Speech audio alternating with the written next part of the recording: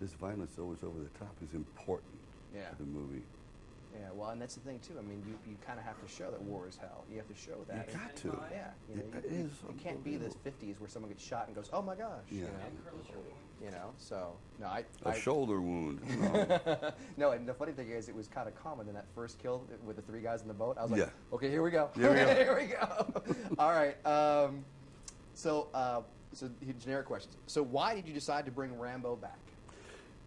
Rambo, I thought, would come back at a time right now. I think there's a political climate, an emotional climate in films. We haven't seen this sort of film in a while, and I wanted to tell a story about Burma because I think it's a cinematic story, it's a true story, and it will also be a perfect vehicle for this visual journey that Rambo has to take into this heart of darkness. What can fans expect to be familiar from the franchise, and what is new? I think the audience knows what to expect of this man eventually when he finally commits to the warrior mode.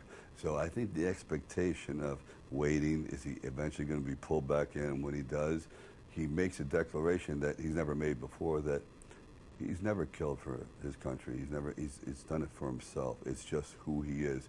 And he finally comes to terms, as we hear Troutman's flashbacks, until you accept what you are, until you come full circle, you're never going to be a whole person. And he finally is a whole person by the end of this movie. Was it tough to see those flashbacks, by the way, where it's you 20 years ago? I know. like 130 pounds. I mean, my God. Lean and mean.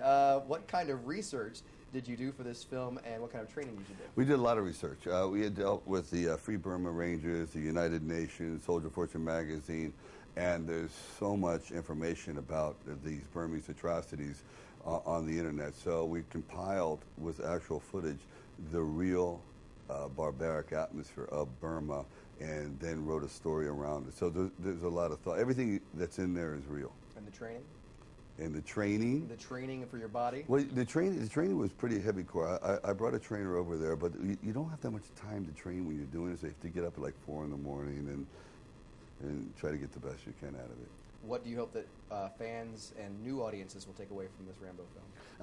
That it opens up the gate to actually be for other people to do films that are a little bit more grounded action films that don't rely so much on fantasy, and we can actually tell stories of bravery and heroism set in today's streets.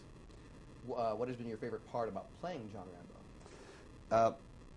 You really do get in touch with your dark side. There's a sense of disappointment. Whereas Rocky is all optimism, Rambo is just complete pessimism because he realizes his entire life has really amounted to nothing. War is natural, peace is an accident, and that comes crashing home. As a co-writer of the film, what did you envision for John Rambo in this installment, and how has John Rambo changed? He's given up all hope. And he's become like an atheist, he's an alienist, he's a hermit. He has given up on humanity. And Julie Benz, who plays one of the missionaries, supplies as one element of hope. And I think what all human beings have to have this one spark of hope to go on, and she provides it for him, which gives him a new lease on life. Why was it important for you to direct this particular film in the Rambo series? Yeah, when you write, you have a vision, hopefully, of what it should be. And the most terrifying thing is like to give away your child to someone else who may be well-intended but not as emotionally involved. So I just thought, if I'm going to do the last one, I just wanted to be responsible for it. Last one, really? No more? I got an idea. Because, I mean... I got an idea. It's a little strange, but... if this works, I'd give it a shot. Okay, because we don't know who our Rambo is. No, we don't. Any thoughts who that might be? Oh, it's Roberto Rambo. It's Antonio flamingo dancing father. This is better than my interview. What was it like filming in Thailand, and which aspects did you find most challenging? Was just trying to deal with the wildlife there. We have there's 164 different snakes there, and it was really tough on the crew.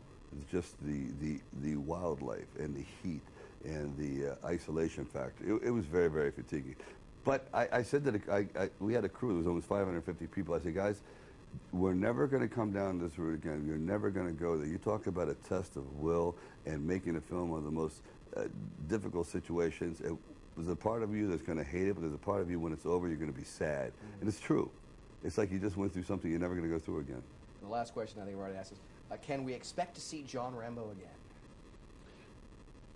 If this film works, I would love to revisit this man, but in a different way. But you know, it's just hard to let it go. I had to let go of Rocky. Mm-hmm. I'm not ready to let go of this fella so soon. Yeah.